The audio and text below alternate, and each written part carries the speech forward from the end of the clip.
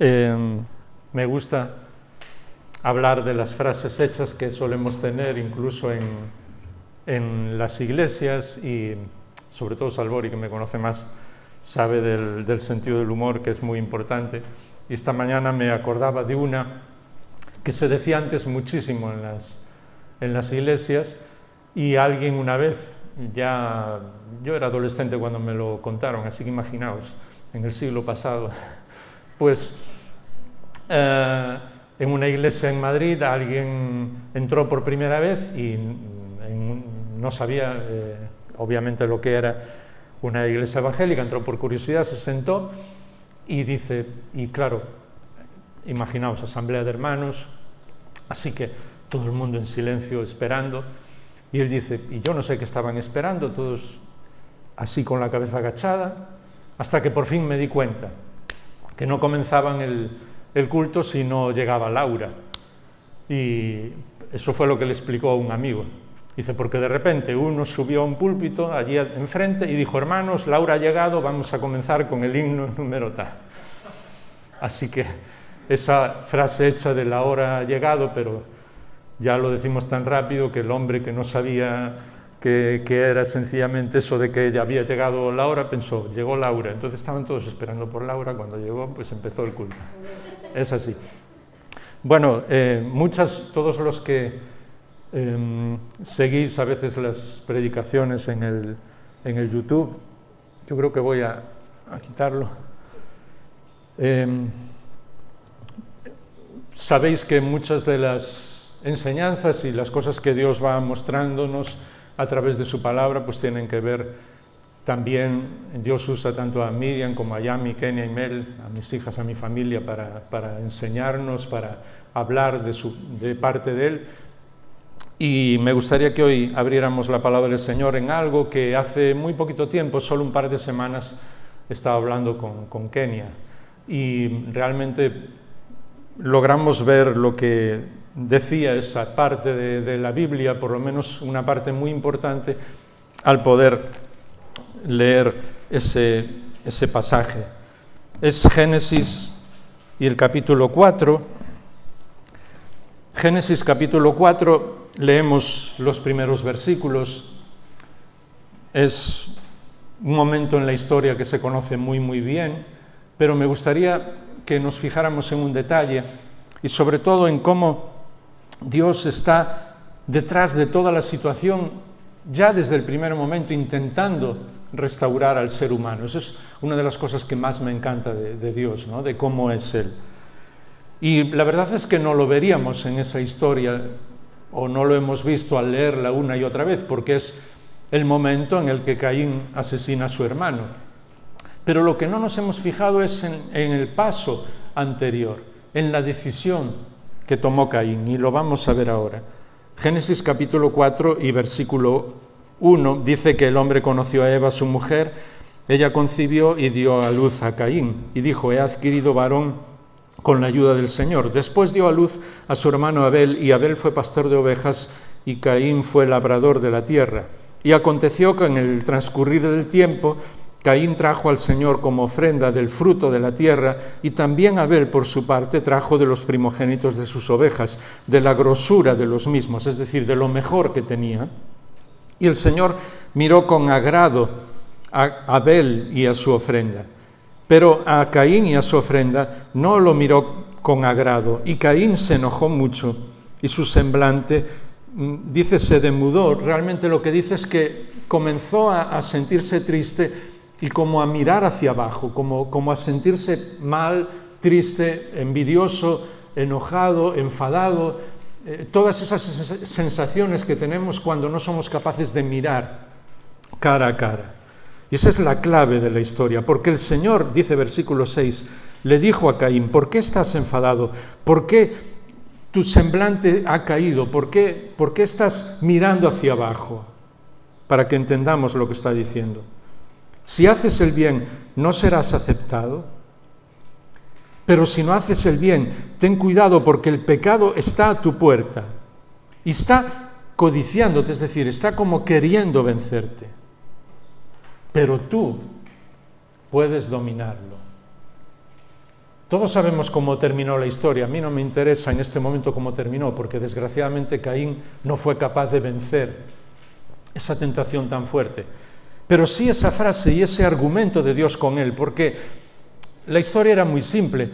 La Biblia mismo nos dice que Caín trajo parte de su ofrenda, parte de lo que era el fruto de la tierra, pero Abel trajo de lo mejor que tenía. Dice que lo mejor que él tenía de su ganado lo trajo para el Señor. Entonces la diferencia era simplemente de que tú llegas a la presencia del Señor, como a veces lo hacemos, todos somos como Caín a veces, y es curioso que el primer asesinato, por así decir, en la historia de la humanidad haya sido en el trasfondo de la adoración, porque es lo que el enemigo más odia, que estemos en la presencia de Dios y adoremos y ofrezcamos lo que somos a Él.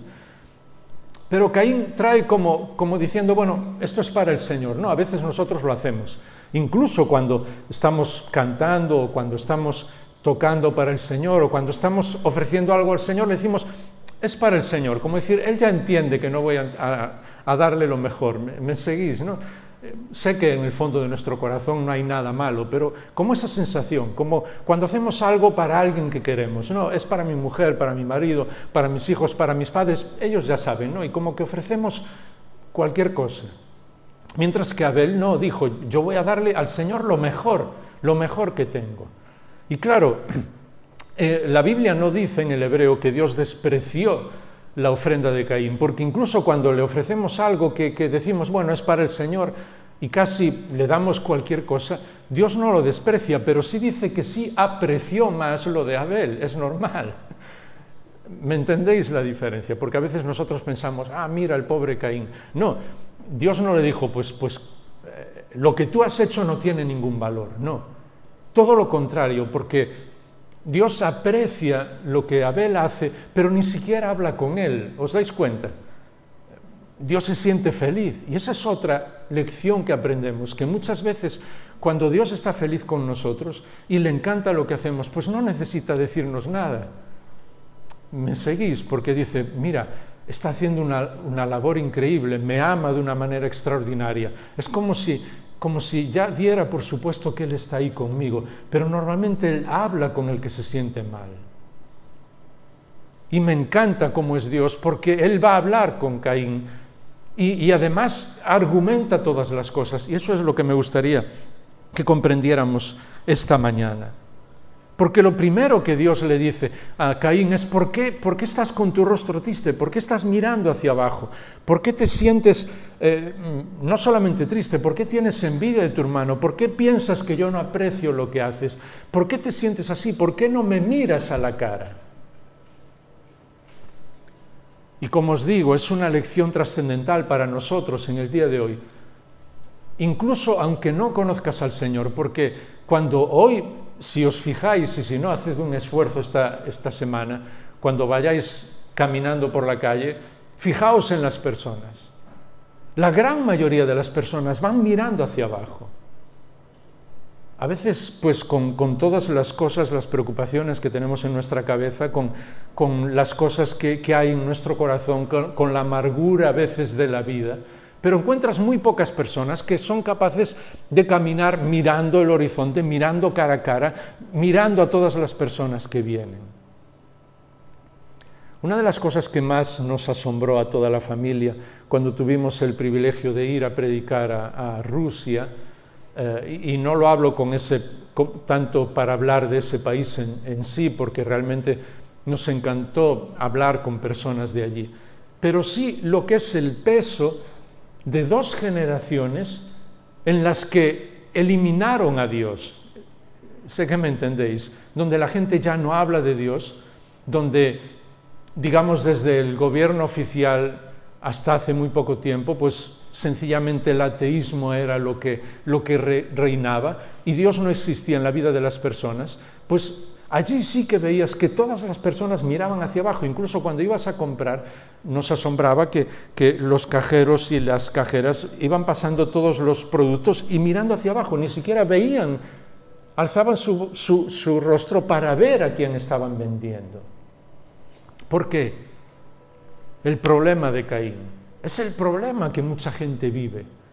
Y es un problema que nos puede venir a nosotros, de no aprender a mirar hacia arriba. Cuando nosotros despreciamos a Dios o cuando nosotros le damos la espalda, inmediatamente comenzamos a mirar hacia abajo. Dejamos de mirar cara a cara. Y caemos en esa situación en la que el mal acaba dominándonos. Por eso Dios argumenta con Caín. Quería que se diera cuenta de que había una posibilidad de seguir adelante, que no tenía que tomar una mala decisión. Dios estaba intentando llegar a lo más profundo del corazón de Caín para que pensara de otra manera, y por eso le dice, por favor, no mires hacia abajo, que tu semblante no se venga abajo, que tu rostro mire hacia arriba. Yo sé que el pecado está a la puerta porque está ahí, está intentando golpearte, está intentando vencerte, está intentando decir, mira, la vida no tiene sentido, el único sentido que tiene es que tú seas el centro de todo, que incluso le quites la vida a tu hermano, como desgraciadamente Caín hizo. Y Dios le dice, no, eso es una tentación que está ahí, pero tú puedes vencerla. No le hagas caso. ¿Veis? A Dios argumentando con la primera persona que iba a ser el primer asesino de la historia. Y Dios hace eso con nosotros. Y nos dice, tú puedes vencerlo.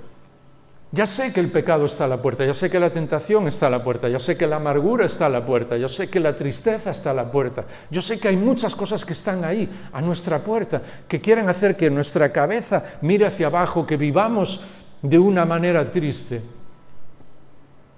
Pero Dios nos está diciendo, tú puedes vencerlo, tú puedes vivir de otra manera. Porque ese es el proceso, no sé si lo habéis pensado alguna vez, que todo tipo de pecado hace en nuestras vidas. Muy simple, ver, desear, hacer y tapar. Esos 4 pasos, muy fáciles de recordar. Primero vemos algo o ocurre algo en nuestra vida y segundo lo deseamos y decimos, no, esto va a ser, yo voy a tener esto, voy a hacer esto. Desgraciadamente lo hacemos. No hacemos caso a los argumentos de Dios. No hacemos caso cuando Él nos está diciendo, Jaime, está ahí a la puerta, quiere vencerte, pero tú puedes vencerlo. Di no vayas al tercer paso. Incluso si has visto y has deseado, no sigas, por favor, no vayas al tercer paso. Y después, lo último, taparlo, porque nos damos cuenta de que hemos hecho mal y entonces lo tapamos. Y desgraciadamente cuando Caín asesinó a su hermano, después Dios quiso otra vez volver a que se diera cuenta, que su corazón volviera a darse cuenta de lo que había hecho. Y le dice, ¿dónde está tu hermano? Pero Caín responde de mala manera. ¿Os acordáis de la historia? Porque quería taparlo, aquello que había hecho mal. Y es curioso porque muchas veces a lo largo de toda la Biblia, incluso hombres y mujeres que amaron al Señor cayeron en ese proceso, ver, desear, hacer y tapar. ¿Os acordáis de David? Un día él tenía que estar luchando con su ejército, con todo el pueblo, pero se quedó en casa. Ese día, por lo que sea, no sabemos por lo qué, dice que se levantó a media tarde, es decir, ya había perdido toda la mañana de su vida, de un día de su vida. Y cuando se levanta a media tarde y sale a la terraza, a lo lejos ve una mujer absolutamente bella, bañándose, y entonces ve y la desea. La manda venir a casa del rey. Era la mujer de uno de sus mejores amigos, todos conocéis la historia. No solamente la deseó, sino que cayó en pecado con ella y después incluso asesinó a su marido, a Urías. Y después lo quiso tapar todo. La Biblia dice que, como que David, literalmente el hebreo dice como que se lavó las manos de una manera figurada al final de ese capítulo y no pasó nada, pero dice a Dios le desagradó lo que David había hecho. En ese momento, cuando él estaba viendo a aquella mujer tan bonita y la vio y pensó, pues es impresionante, él tenía que haber escuchado a Dios, David, el pecado está a la puerta, tú puedes decir no. Y sencillamente decirle, Señor, has creado cosas muy bellas en este mundo, me vuelvo para mi casa. Y ya está, la historia había cambiado. Es Dios argumentando con cada uno de nosotros en cada ocasión. ¿Os acordáis? Sansón también deslizándose poco a poco, en este caso también con una mujer, con Dalila. Y el caso es que ella le estaba engañando una y otra vez. Varias veces vinieron los enemigos, ¿os acordáis? Porque ella dijo, ¿dónde está la fuente de tu fuerza? Y él empezó a decirle varias cosas y ella le engañaba y él se daba cuenta, pero seguía adelante. Ver, desear, hacer y tapar. ¿Os acordáis de Salomé en el Nuevo Testamento?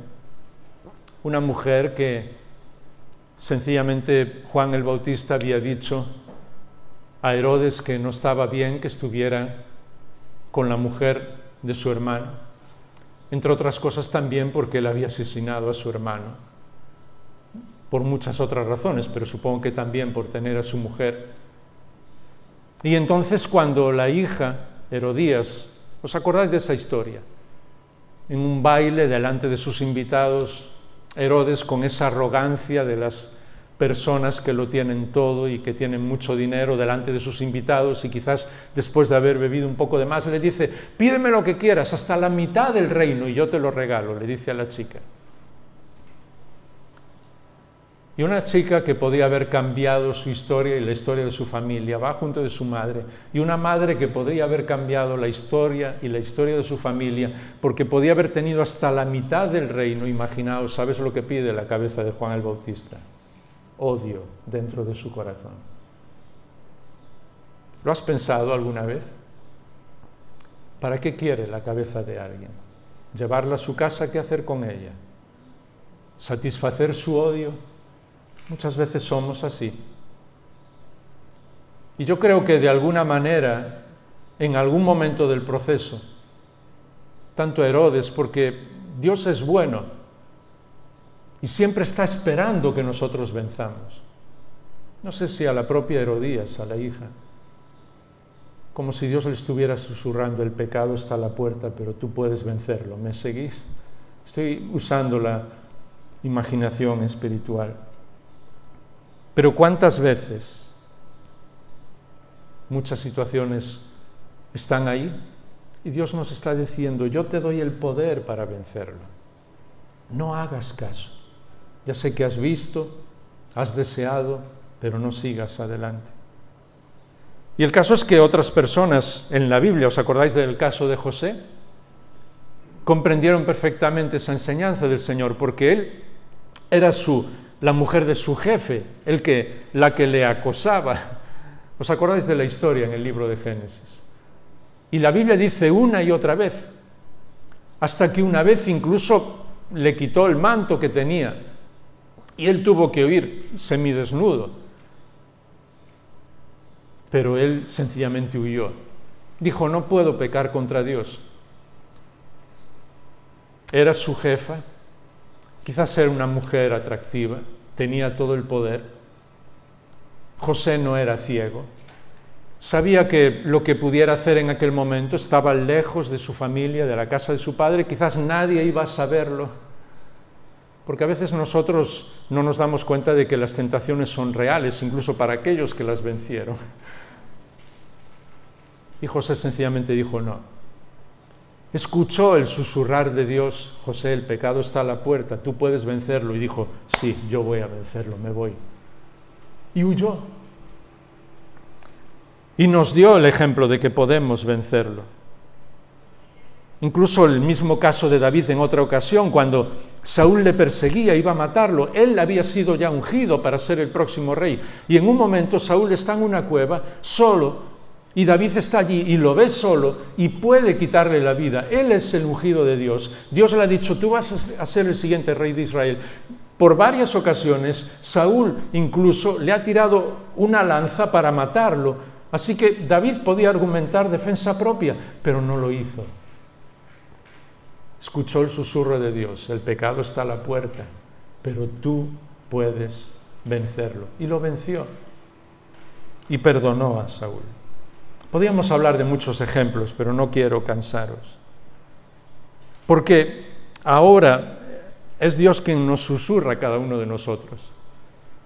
Espero que no para asesinar que no asesinemos a nadie, perdonadme esta pequeña broma, pero sí para a veces algunas cosas muy concretas, a veces por un problema de envidia. ¿Por qué tal persona lo tiene todo? ¿Por qué tal persona no tiene que hacer nada? ¿Por qué? Y aunque nos preguntamos los porqués y en los salmos, los salmistas se preguntan el porqué y Dios comprende que nos preguntemos el porqué, pero no quiere que esas razones entren dentro de nuestro corazón para que destruyan nuestro corazón. Porque normalmente la envidia le hace daño solamente a la persona que la tiene. A lo mejor la persona que es envidiada ni sabe lo que está pasando con nosotros. Y Dios dice, está a la puerta el pecado, no dejes que te venza, échalo de ti. El orgullo, con eso luchamos todos, absolutamente todos. No hay ninguno de nosotros que el orgullo no esté a la puerta, no esté llamando día tras día, momento tras momento, que no nos esté diciendo, Jaime, tú puedes hacer las cosas mejor, tú eres mejor que tal persona. Incluso cuando amamos al Señor, tú amas más al Señor que tal persona, siempre está ahí, tentándonos. Y no podemos hacerle caso. Tenemos que decir, no, lo que soy es por la gracia de Dios, yo le amo con todo mi corazón, pero es Él, no soy yo. El orgullo está a la puerta, pero podemos vencerlo. A veces la tristeza, y más cuando hay muchas situaciones que nos dan la razón para estar tristes. Y está ahí, y entra dentro de nuestro corazón y se apodera de nosotros y no sabemos cómo sacárnosla de encima. No debemos dejar que entre en nuestro corazón. Está a la puerta, pero Dios dice, Jaime, puedes vencerla. Está diciendo cada uno de nuestro nombre, tú puedes vencerla, yo te voy a dar el poder para vencerlo. Que tu rostro no mire hacia abajo, que no decaiga tu semblante. Me encanta esa frase, aunque para nosotros es más fácil entenderlo con lo que no mirar hacia abajo, pero que no decaiga tu semblante, que tu cara, tu semblante, tu rostro mire hacia arriba, que seas inmensamente feliz, porque la tristeza no puede vencerte. O la amargura por algo que alguien ha hecho o que quizás nosotros hemos hecho en el pasado y no somos capaces de quitárnoslo de encima. O a veces incluso hasta el cansancio mismo puede llegar a vencernos. Dios dice, tú tienes poder para vencerlo. A veces incluso alguna injusticia que alguien nos ha hecho, el deseo de vengarnos. No pensemos que somos malos cristianos porque esto esté a la puerta o nos ataque, porque si leéis los 150 salmos, más de 3 de las 4 partes de esos salmos están escritos en ese deseo de justicia. Señor, ¿por qué? Así que Dios sabe que somos así. Así que no tenemos que preocuparnos, porque incluso en eso, en el sentirnos malos cristianos, Dios dice, no, Jaime, eso está a la puerta, pero yo te amo. Tú no eres un mal cristiano, yo te amo a ti.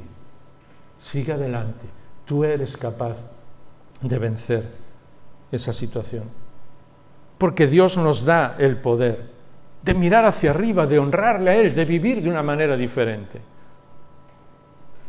Por eso quiero terminar con un momento práctico y real y además absolutamente impresionante del Señor Jesús, en lo que yo creo que Él aplicó esta enseñanza de lo que le estaba sucediendo a Caín y hizo justo todo lo contrario. ¿Os acordáis? Es una historia muy conocida y solo 5 minutos ahí antes de terminar en el Evangelio de Lucas y el capítulo 13. El Evangelio de Lucas capítulo 13 y el versículo 10, vemos la aplicación de estas palabras de Dios mismo en la vida de una persona y la aplicación para nosotros mismos, para cada uno de vosotros. Lucas capítulo 13 y versículo 10, Jesús estaba enseñando en una de las sinagogas en día de reposo y había una mujer que durante 18 años había tenido una enfermedad y la enfermedad estaba causada por un espíritu. Y es impresionante porque Yo muchas veces hago esto, no doy leído la palabra del Señor sin aplicarla a mí, sin ver las cosas. Sé que me seguís al ir leyendo, pero porque todo lo que hablábamos antes en cuanto al pecado luchando contra nosotros, la enfermedad, el orgullo, la envidia, la injusticia, la amargura, todas esas cosas son espirituales y están luchando con nosotros y a veces nos pueden tener con nuestro semblante caído. La vida nunca va a ir de una manera perfecta, nunca vamos a ser perfectos 100% porque esta vida es imperfecta. Un día en la presencia de Dios sí. Así que siempre va a haber muchas cosas que van a estar a la puerta y que nos van a asediar, pero de nosotros depende si no dejamos que se apoderen de nosotros. Desgraciadamente, esta mujer vivía con esa enfermedad causada por un espíritu encorvada y de ninguna manera, dice, se podía enderezar. Así que ella, incluso físicamente, no tenía otra opción que mirar al suelo todo el tiempo, durante muchos años. Y a causa de su enfermedad, ni siquiera podía mirar a su familia. Ni siquiera podía mirar a sus amigos, porque muchas veces, incluso cuando nuestro semblante cae, pues viene alguien de nuestra familia, de nuestros amigos, algún hermano, alguna hermana de la iglesia, nos dice algo y nos hace mirar hacia arriba, porque Dios usa a otras personas. Pero esta mujer ni siquiera había tenido esa oportunidad por culpa de su enfermedad. Y cuando Jesús la vio, la llamó y le dijo: mujer, has quedado libre de tu enfermedad. Puso las manos sobre ella y al instante se enderezó. ¿Sabes lo que hizo? Glorificar a Dios. Porque al instante se dio cuenta de quién era ella. Lo primero que el diablo introdujo en nuestra mente y la mayor tentación y en la que caímos todos es: seréis como Dios. Y sigue introduciendo esa tentación dentro de nosotros. Ser otra persona. Ser como alguien.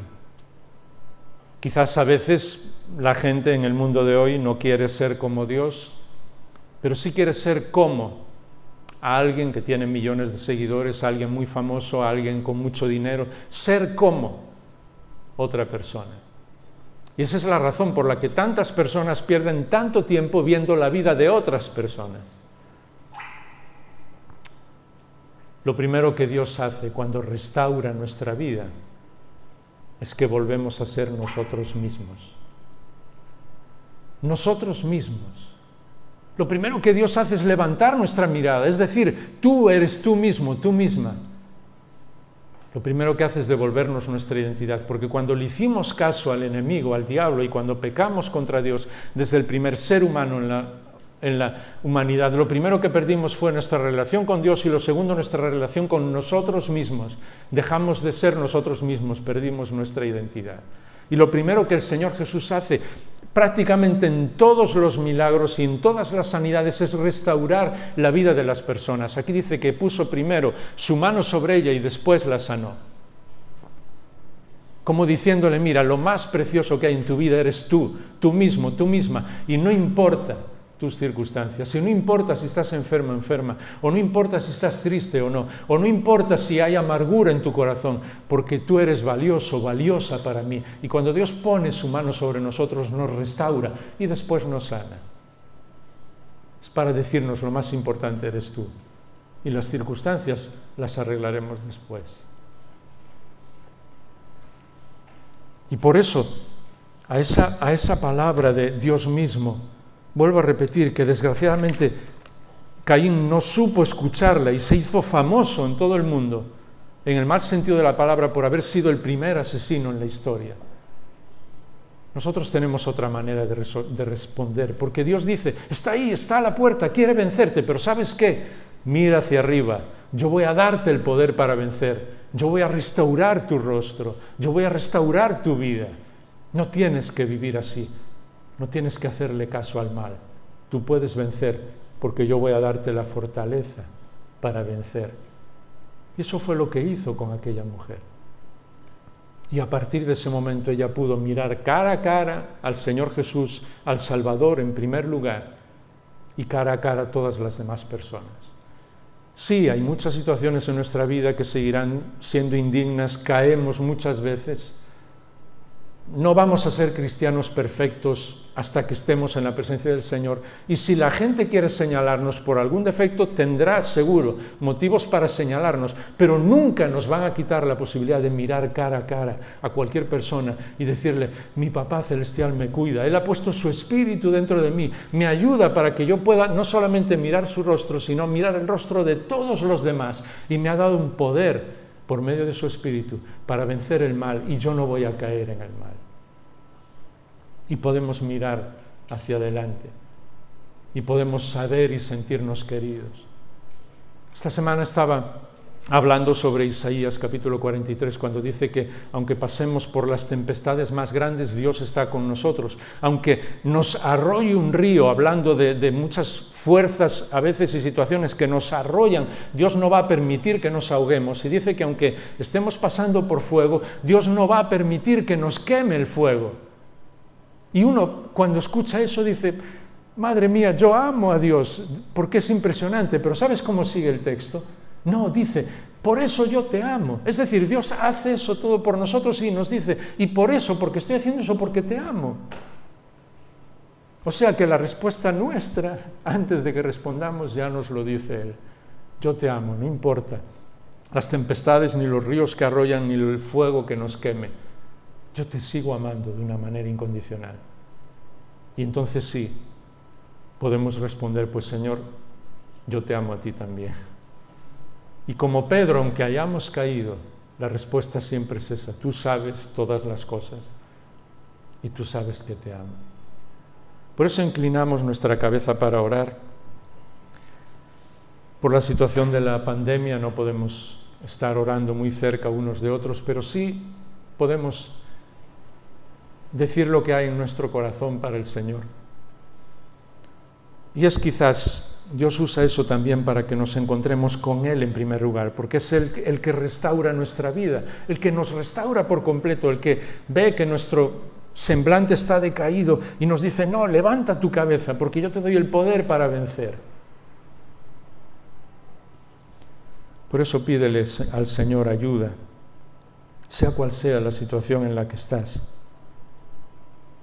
Y recuerda que el Señor pone su mano sobre ti antes que ninguna otra cosa. Y después te restaura, te sana, te fortalece. Restaura tu corazón, cuida tus heridas y las venda, porque Él te ama de una manera incondicional. Y cuando nosotros estamos cara a cara con el Señor, encontramos nuestro lugar. Encontramos nuestra identidad, sabemos quiénes somos, porque nunca somos más nosotros mismos que cuando vivimos cara a cara con el Señor Jesús.